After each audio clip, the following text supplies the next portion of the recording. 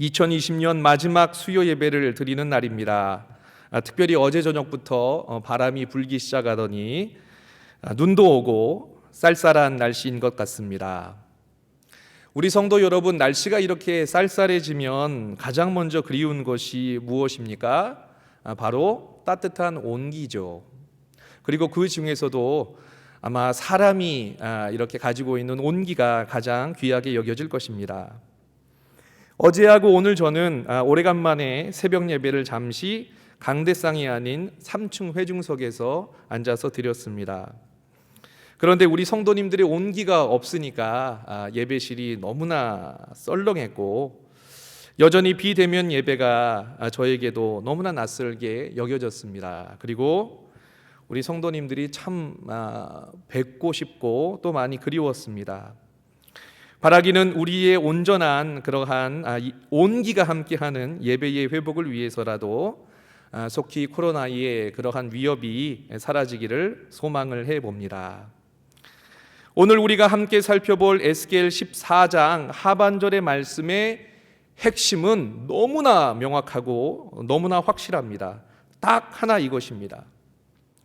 마지막 날에 하나님께서 심판을 내리실 텐데 그 심판은 철저하게 개인적인 심판이 될 것이다. 아멘이십니까? 이것이 오늘 우리가 함께 읽은 에스겔서 14장 하반절이 강조하고 있는 단 하나의 핵심입니다. 정말 오늘 본문은요, 각 사람이 심판을 받을 때에는 자기의 행위대로만 그것만을 가지고 심판을 받게 된다라고 하는 메시지를 아주 극단적으로 강조를 하면서 에스겔이 하나님에게 전해받은 그러한 진리를 가르치는데 한 가지 흥미로운 것이 있습니다. 오늘 말씀 보니까 하나님께서 예루살렘을 기근, 짐승, 칼, 전염병 등으로 심판을 하시게 되는데 거기에 만약 그 심판의 자리에 만약에 노아와 다니엘과 욥과 같은 사람들이 그곳에 있다면 그 심판의 순간에 그 위대한 사람 3명이 있다면 혹시나 그러한 위대한 믿음의 그러한 선진들은 혹시나 자신들의 공로로 최소한 그들의 자녀 정도는 구원할 수 있지 않을까라고 하는 그러한 질문을 던지지만 그러나 하나님의 답은 완전히 아니다라고 하는 것을 오늘 말씀을 통하여 계속 강조를 합니다. 조금 어려운 주석들, 원문 주석들은 오늘 본문을 이렇게 정의하고 구분을 하는데요. 여호와의 심판 집행 중 구원의 개별성 원칙의 사중 강조라고 하는 조금은 딱딱하고 어려운 말로 오늘의 말씀을 정의를 하고 있습니다. 여호와의 심판이 집행이 된다면 철저하게 그것은 개별적인 모습으로 하나님이 심판을 하실 텐데 그것을 4번이나 강조를 하고 있다라고 하는 것이죠. 이것은 절대로 변함이 없는 원칙이다라고 하는 것입니다. 우리 성도님들 함께 읽은 말씀을 한번 보시기 바랍니다. 첫 번째로는 12절부터 14절 말씀을 통해서 대기근을 통한 심판 경우를 사례로 들면서 첫 번째로 개별성 원칙, 구원에는 개별성 원칙이다라고 강조를 하고요. 15절과 16절의 말씀을 보면 맹수를 통한 심판의 경우를 사례로 들어서 구원의 개별성 원칙을 2번째 강조를 하고 있고요. 17절과 18절의 말씀을 보시면 칼을 통한 심판의 경우를 사례로 들어서 구원의 개별성 원칙을 3번째 강조를 하고 있고요. 19절부터 20절의 말씀을 보시면 전염병을 통한 심판의 경우를 사례로 구원의 개별성 원칙을 4번이나 강조하고 있습니다. 그러며 다니엘이 온다 하더라도, 욥이 온다라고 하더라도, 그리고 노아가 온다 하더라도 절대적으로 이 원칙은 깨지지 않는다라고 하는 것을 강조합니다.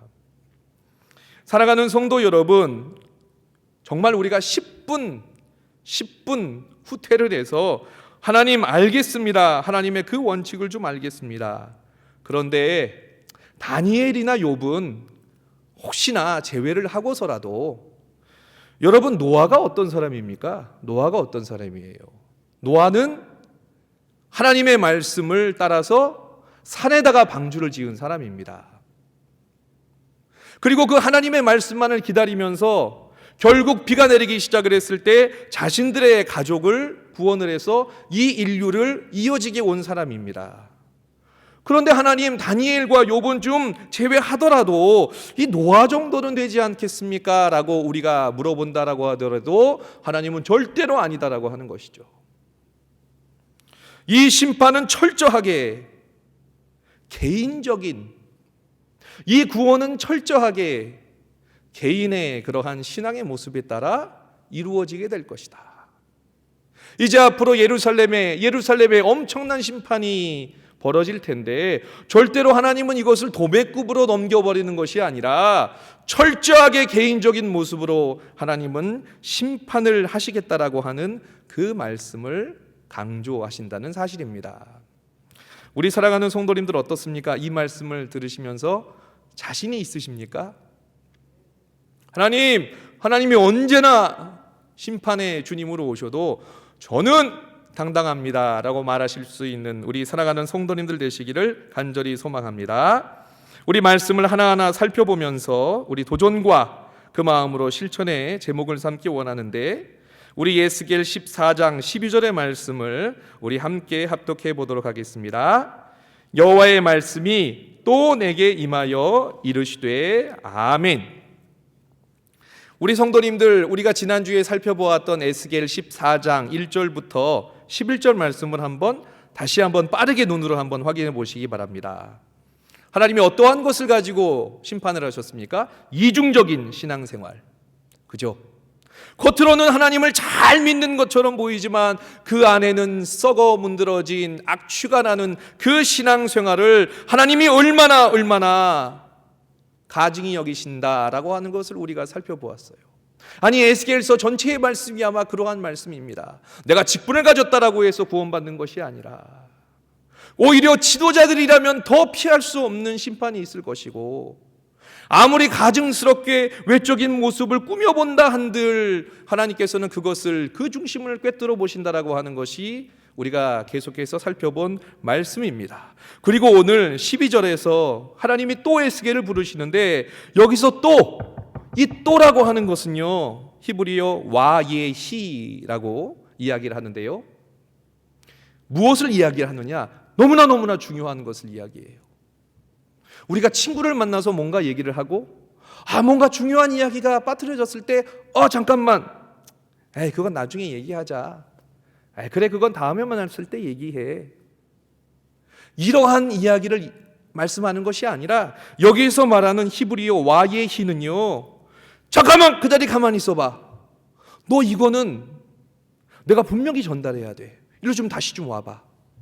아니면 다시금 뛰어가서 그 사람의 어깨를 붙잡고 다시 고개를 돌려서 분명하게 전한다라고 했을 때 그 또 와예히라고 하는 단어가 사용이 됐다라고 하는 말입니다. 쉽게 이야기하면 이제 전할 하나님의 말씀은요 너무나 중요한 것이기 때문에 이걸 절대로 에스겔이 빼먹으면 안 되기 때문에 하나님은 와예히 하나님 이 정도면 충분해요. 저 머리 아파요. 이 정도도 전하기도 어렵습니다라고 하는 에스겔을 다시금 잡아서 하나님이 말씀을 하셨다는 거예요. 사랑하는 성도 여러분, 하나님께서는 죄를 너무나 싫어하십니다. 죄를 너무나 싫어하세요. 우리가 바로 앞단락에서 이야기한 것처럼 하나님께서는 영적으로 무지한 죄도 싫어하시고 영적으로 음란한 불경건도 미워하시고 하나님께서는 스스로 자신을 속이는 이중적인 신앙도 경멸하십니다. 그러나 이 모든 죄로 인한 하나님의 심판은 각자 개개인의 신앙의 모습에 따라 차별이 있을 것이라고 하는 것을 강조합니다. 쉽게 이야기하면 내 심판은 내 몫이에요.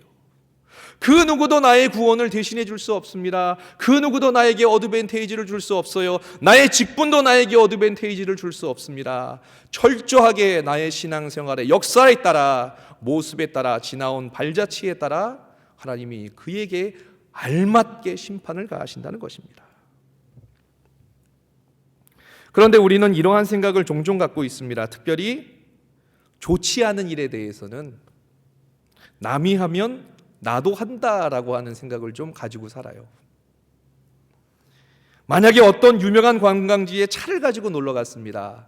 이 차를 주차를 해야 되겠는데 차를 주차할 데가 없어요. 야, 어떻게 해야지 내가 이 차를 빨리 주차를 하고 관광을 할 수 있을까? 이렇게 둘러보니까 저기에 한 대씩 두 대씩 불법 주차를 하기 시작을 합니다. 그러면 우리들의 마음은 어떻게 돼요? 야, 저 정도는 봐주나 보다, 그죠? 그리고 가서 당당히도 딱 불법 주차를 합니다. 그런데 만약 불법 주차가 되었다라고 해서 딱지가 날아오면 우리는 이렇게 반응을 하죠. 왜 나만 갖고 그래? 그러죠. 저 사람도 잘못했고 이 사람도 잘못했는데 왜 나만 갖고 그래? 라고 이야기하는 것이 우리들의 모습이에요. 그러나 중요한 사실은 무엇입니까? 남들이 어떻게 했든지 이것이 중요한 것이 아니라 내가 지금 불법 주차를 했다라고 하는 것이 팩트인 거예요. 그러면 나는 그것에 대한 응당한 대가를 치루어야 합니다. 그렇죠? 그것이 우리가 알고 있는 정의입니다. 그런데 우리는 자꾸 그러한 것을 잊으려고 합니다. 특별히 나에게 불리한 것에 대해서는 그러한 모습을 보일 때가 참 많아요. 교회 안에서도 어떻습니까? 누군가가 너무나 본의 되게 신앙생활을 해요. 너무나 본의 되게 신앙생활을 하면 그 기준을 나에게 갖고 와야 되는데 저 사람이 신앙생활하는 것은 특별히 이유가 있어서 그럴 거야. 굉장히 중요한 기도의 제목이 있나 보지 뭐. 그리고 애써 모른 척 하다가도 누군가가 신앙생활을 좀 느슨하게 하는 것 같으면 그것에 내가 스스로 만족해요. 저 사람은 신앙생활을 저렇게 하는데 나는 그래도 신앙생활 똑바로 하잖아. 김 집사는 새벽 예배도 잘 안 나오던데 나는 새벽 예배도 잘 나오는데 뭐. 우리는 자꾸 그렇게 정말 바라봐야 될 그 모습에 대해서는 애써 눈을 감고 진짜 하나님이 원하는 그 기준치에 대해서는 애써 눈을 감으면서 우리 인간적인 기준치에는 아주 눈을 반짝 뜨고 귀를 반짝 들어서 나 정도면 괜찮아라고 하는 신앙생활을 한다라고 하는 것이죠. 이것은 저 역시 마찬가지입니다. 저 역시 마찬가지예요. 야, 남들도 저런다는데 뭐 이 정도 하면 잘하는 게 아니야? 그런 착각을 저도 합니다. 여러분, 저도 참 좋은 설교하고 싶고 위로의 설교하고 싶은데 오늘 본문 말씀이 또 에스겔이기 때문에 하나님이 또 위로의 설교를 할 수 있는 기회도 주시겠지만 때때로 이런 생각을 해요. 이런 생각을 하면 겁이 납니다. 우리는 어디를 가나 참 듣기 좋은 소리를 듣는 걸 좋아하죠. 누군가가 나를 책망하는 것은 너무나 싫어합니다. 분명히 본문의 말씀이 이건데도 그래서 참 이러한 본문으로 말씀을 드리면 불편해하세요. 그러면서 나에게 듣기 좋은 소리, 이 정도면 잘하고 있어 라고 하는 소리면 은혜 받았다라고 저도 그렇습니다. 저도. 그런데 여러분 잘 들어보십시오. 잘 생각해 보십시오. 하나님은 오늘 말씀을 통해서 그걸 말씀하시는 게 아니에요. 철저하게 내 신앙생활의 기준은 코람데오의 정신처럼 내가 하나님 앞에 말씀을 가지고 스스로 1대1로 서는 그 민낯이라고 말씀하시지, 어디 뒤에 숨어서 누군가 나보다 좀 못하는 사람을 기준으로 삼아서 상대적으로 나에게 이 정도면 되지 않았나 안위하는 것이 전혀 쓸모가 없다라고 이야기를 합니다. 그렇다는 거예요. 철저하게 내 신앙생활의 책임은 철저하게 내가 책임을 져야 된다는 거예요. 내가 아무리 그 기준을 낮게 끌어잡고 싶어도 하나님은 그것에 움직이시는 분이 아니라는 겁니다. 하나님은 이렇게 다시금 또 에스겔에게 찾아오셔서 말씀을 하시는데 개인의 죄를 절대로 다른 사람이 담당할 수 없다. 개인 자신이 철저하게 자신의 모습을 책임져야 한다. 같은 민족이라고 해서 노아나 다니엘과 욥과 같은 의인이 있다 할지라도 그들은 범죄한 유다 공동체의 형벌에 아무런 어드밴테이지를 줄 수 없다라고 하는 사실을 강조하고 있다는 것입니다. 우리 에스겔 14장 13절과 14절의 말씀을 함께 합독해 보도록 하겠습니다. 인자야, 가령 어떤 나라가 불법을 행하여 내게 범죄함으로 내가 손을 그 위에 펴서 그 의지하는 양식을 끊어 기근을 내려 사람과 짐승을 그 나라에서 끊는다 하자. 비록 노아, 다니엘, 욥 이 세 사람이 거기에 있을지라도 그들은 자기의 공의로 자기의 생명만 건지리라. 나 주 여호와의 말이니라. 아멘. 여기에서 인자야, 가령이라고 이야기하는 이 가령을 이야기하는 히브리어 키는 우리가 영어로 만약에라고 이야기하는 if, 이걸 이야기하는 게 아니에요. 여기에서 말하는 이 히브리어 키라고 하는 것은 단순히 일어날 수도 있는 어떠한 가능성을 일어난다라 이야기하지 않습니다. 한글 성경이 이것은 조금 잘못 해석을 한 거예요. 가령이 아닙니다. 가령이 아닙니다. 분명히 그때 when을 이야기합니다. 이러한 일이 일어날 수도 있겠지가 아니라 실질적으로 하나님께서 이 땅 가운데에 기근을 주셨고 하나님께서 때때로 이 모든 것들을 통하여서 심판을 하실 때, 그러나 그 모든 일들이 일어날 때 아무리 대단한 믿음의 사람이 있다라고 하여도 자기의 생명만 건지는 것이지 공동체의 생명은 건질 수 없다는 것을 이야기해요. 이 말은요, 실질적으로 예루살렘에서 일어났는데요, 분명히 예루살렘 성벽이 포위가 되었고 모든 양식이 끊어졌습니다. 우리 예레미야애가 2장 20절의 말씀을 우리 한번 함께 합독해 보도록 하겠습니다. 여호와여 보시옵소서, 주께서 누구에게 이같이 행하셨는지요? 여인들이 어찌 자기 열매 곧 그들이 낳은 아이들을 먹으오며 제사장들과 선지자들이 어찌 주의 성소에서 죽임을 당하오리이까? 아멘. 이 말씀은 실제로 일어났다라고 하는 것입니다. 가령 만약에가 아니라 그랬을 때, 그 스터디 케이스로 분명히 그러했을 때, when 예루살렘이 멸망에 당했을 때, 하나님께서 심판의 칼을 드셨을 때 라고 하는 분명한 역사 속에서의 일어난 일을 이야기해요. 만약에 그런 일이 일어난다면 일어나지 않아도 좋을 텐데, 일어나지 않을 거야. 그런데 그냥 만약에 그런 일이 일어난다면 이게 아니에요. 실질적으로 일어났어요. 실제로 유다 왕국 말미에 바벨론에 의해서 멸망을 당하기 직전 예루살렘은 기근으로 백성들이 양식을 구하기 매우 어려운 지경에 처해 있었습니다. 그래서 심지어 어미가 자신의 자녀를 삶아먹는 참극을 벌이는 일까지 저질러졌습니다. 이것은 그냥 가령이 아닙니다. 실제로 일어난 일이고 일어날 일이에요.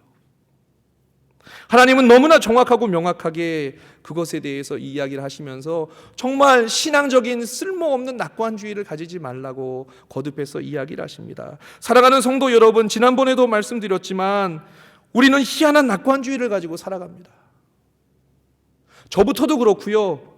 우리 성도님들은요, 정말 희한한 낙관주의를 가지고 살아가요. 공의에 대한 하나님보다 이상하게 나에 대해서는 굉장히 관대할 것이라고, 하나님은 무조건 나에 대해서는 사랑이 넘칠 것이라고, 나는 잘못하고 하나님의 뜻대로 행하지 않고 내 욕심과 내 뜻대로 행하지만 하나님은 나를 사랑하실 것이라고, 다 용서하실 것이라고 하는 낙관주의를 가지고 신앙생활을 참 많이 합니다. 저부터 그렇습니다. 기준이 뭡니까? 기준이 성경에서 나오는 기준보다 우리를 눈에 보이는 기준을 찾아요. 어디에서 조금 달콤한 소리를 들으면 그것이 기준이 되어버립니다. 아니에요. 하나님은 절대로 그것을 기준으로 삼지 않으십니다. 철저하게 말씀 가운데 기준이 있습니다. 아멘이십니까? 우리는 그것을 알아야 돼요. 그냥 누군가가 들려주는 달콤한 그러한 이야기가 아니라 내가 정말 철저하게 하나님 앞에 엎드려져서 매일같이 그 말씀으로 수고하고 노력하며 때로는 나에게 쓴 말씀이라 할지라도 그것을 나의 기준으로 삼는 것이 우리가 사는 것이지. 예수님께서도 그 말씀을 얼마나 많이 말씀을 하십니까? 제가 이전에 주일 설교에서도 말씀을 드렸지만 마태복음 22장에 나오는 임금의 혼인잔치 비유, 마지막에 누군가가 초대를 받아요. 근데 예복을 입지 않았어요.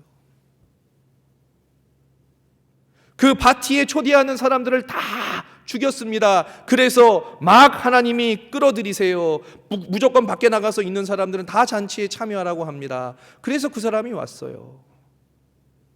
그렇다라고 한다면 너 그래도 잘했어. 어디 가서 옷 입고 파티에 참여해. 이게 아니라 뭐라고 그러십니까? 그 주인은 그 예복 입지 않은 사람을 끌어내잖아요. 그리고 그는 쓸쓸하게 울며 이를 갈며 슬퍼하지 않습니까?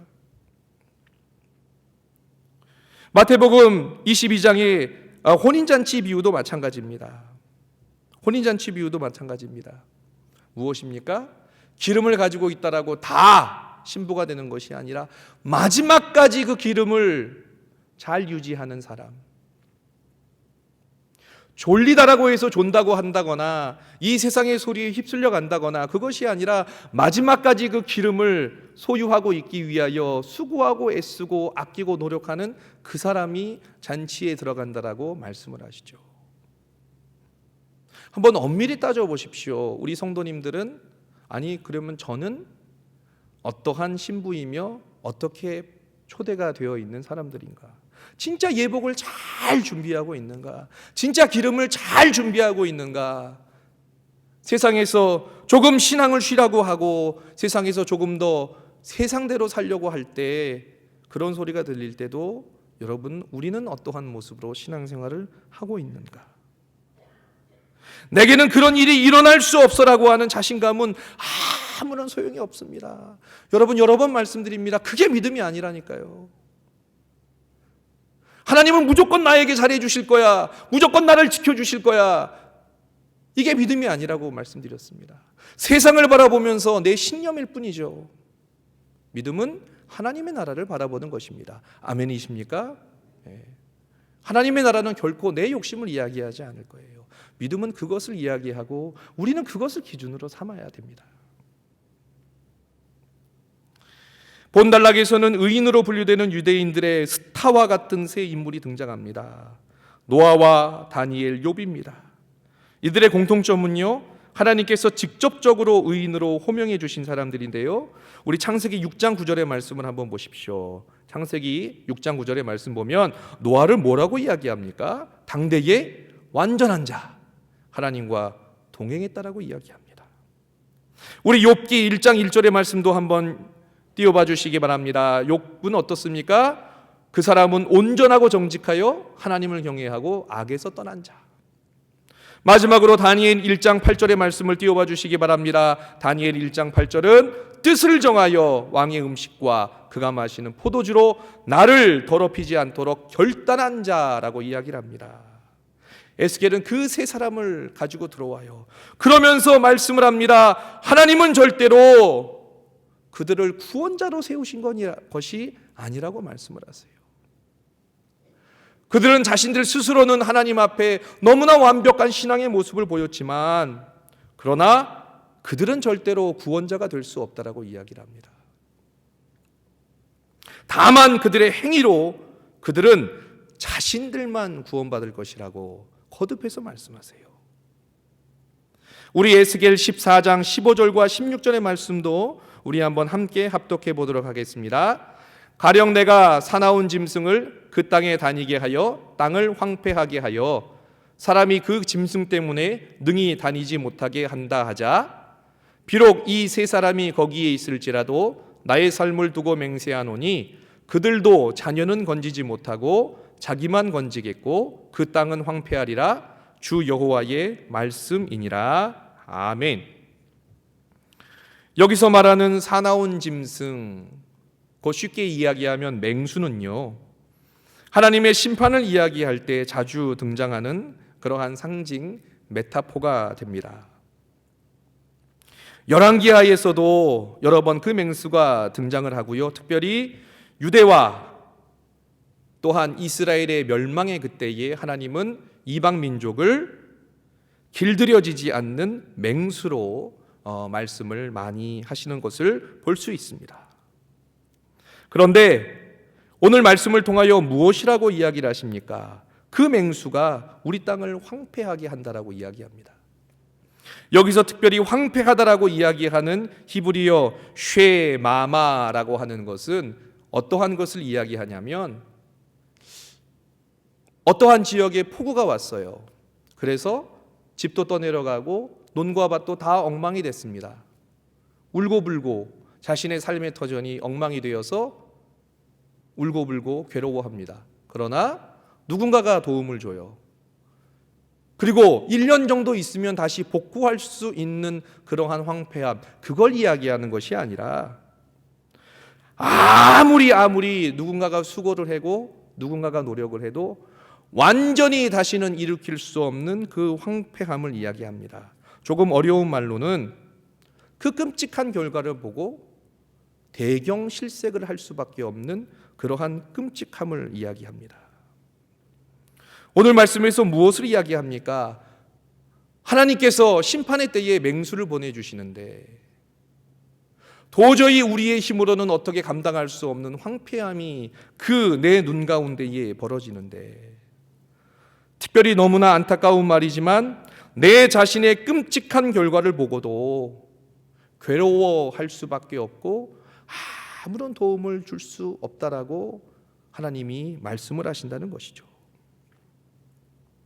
하나님의 심판의 때에는 철저하게 그 개인의 신앙에 따라 하나님의 심판이 이루어지는데, 내가 아무리 심판의 때에 잘 준비되었다 한들, 비록 노아와 다니엘과 욥과 같이 신앙생활을 잘했다 한들, 내 자녀가 그렇게 하지 못한다라고 한다면 내 자녀가 맹수에 의하여서 끔찍한 결과를 초래하는 것을 바라볼 수밖에 없다라고 이야기를 한다는 겁니다. 노아와 다니엘과 욥이 와도 단 0.1%도 내 자녀의 구원에 대해서는 절대 책임을 질 수가 없다는 거예요.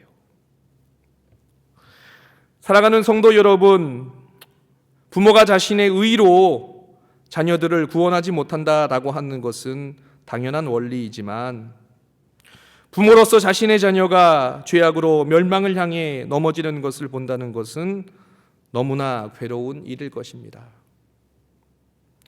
우리는 이 세상과 만물이 절대로 멸망하지 않을 것 같고, 내가 살아가는 이 세대가 절대로 패망하지 않을 것이다라고 하는 그러한 낙관을 가지고 살아가요.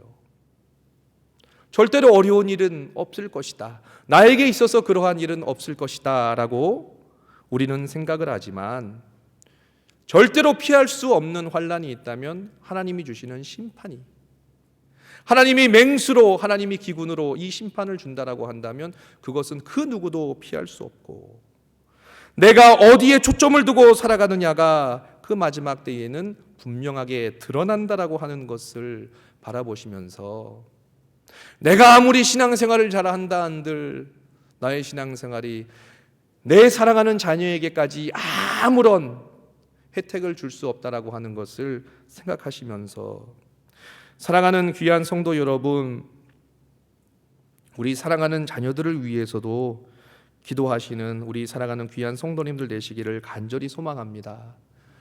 그들이 세상 가운데에 참 성공했다라고 하는 것을 자랑하는 것이 아니라, 나의 사랑하는 자녀들이 정말 내가 가지고 있는 그 믿음을 잘 이어받아서 하나님 앞에 아름다운 신앙생활을 하며 그 믿음의 유산을 잘 이어가기를 소망하시고 기도하시고 정말 적극적으로 노력하시는 우리 사랑하는 성도님들 되시기를 간절히 소망합니다.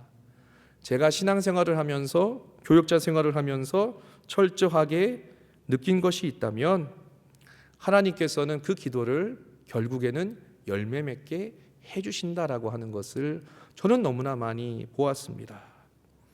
우리 사랑하는 귀한 성도님들의 가정 모두가 정말 하나님께서 바라보시기에 기뻐하시는 믿음의 귀한 가문들이 되시기를 또한 간절히 저도 소망을 합니다. 우리 에스겔 14장 17절과 18절의 말씀도 우리 함께 합독해 보도록 하겠습니다.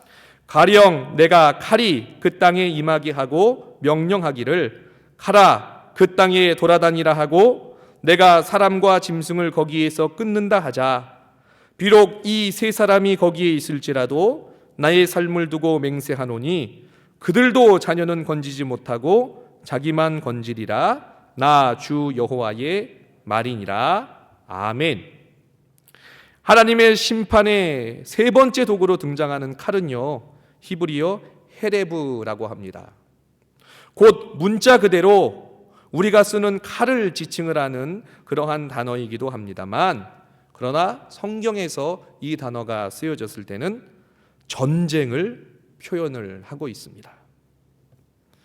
이사야 선지자는 이와 유사하게 북이스라엘을 친 아수르, 유다를 친 바벨론을 때로는 맹수로 표현을 하기도 하지만, 이 단어 헤레브를 통하여서 하나님이 주시는 심판, 칼과 막대기, 결국 전쟁을 통하여서 유다와 이스라엘을 멸망을 시킨 그 도구로 묘사를 하는 것을 볼 수 있습니다. 하나님께서는 그곳에서도 전쟁의 순간에도 노아와 다니엘, 욥이 아무리 자신의 의를 자랑한다라고 하여도 18절의 말씀처럼 구원은 절대적으로 개인적인 것임을 또다시 강조를 하고 있고요. 마지막으로 19절과 20절에는 전염병을 이야기를 하고 있습니다. 19절 말씀을 보면 그 전염병을 내리는 주체가 분명히 하나님이라고 이야기를 하고 있고요. 내가 내리겠다라고 하는 의미를 가진 히브리어 아살라호는 이러한 것을 상상을 하시면 됩니다. 하나님께서 전염병을 부르세요. 하나님께서 자신의 보좌로 전염병을 부르셔서 그를 의인화시켜서 하나님의 심판의 사명을 받아 파송하는 것을 여러분들이 떠올리시면 될 것입니다. 하나님께서는 때로는 전염병마저 하나님의 심판의 도구로 사용을 하시고, 그 전염병마저 자신의 철저한 신앙에 의해서만 구원을 받는 것이지, 개인적인 하나님에 대한 신앙이 부족하다라고 한다면 우리가 괜히 가지고 있는 낙관주의로는 그곳에서 구원을 얻지 못할 것임을, 철저하게 내 자신의 신앙으로 하나님의 심판을 받게 됨을 이 전염병을 통하여서도 하나님은 네 번째로 이야기를 하고 계십니다. 그러나 우리가 이 말씀을 읽으면서 조금 주의해야 될 것이 있다면, 하나님께서 때때로 전염병이라고 하는 것을 심판의 도구로 사용을 하시는데, 하나님께서 전염병을 그 심판의 도구로 사용하실 때는 꼭 정확하게 원칙을 지키시는 것을 보게 됩니다. 분명히 그 전염병이 왜 시작이 될 것이며, 무엇 때문에 그 병이 시작이 될 것이며, 이제 이 병이 시작이 될 것이다라고 하는 어쩌면 선전포고를 하나님께서 내리시고, 그리고 그것을 통하여서 하나님의 심판을 받을 자와 그러지 않을 자를 정확하게 구분을 해내시는 것을 구약 성경 말씀을 통하여 볼 수 있습니다.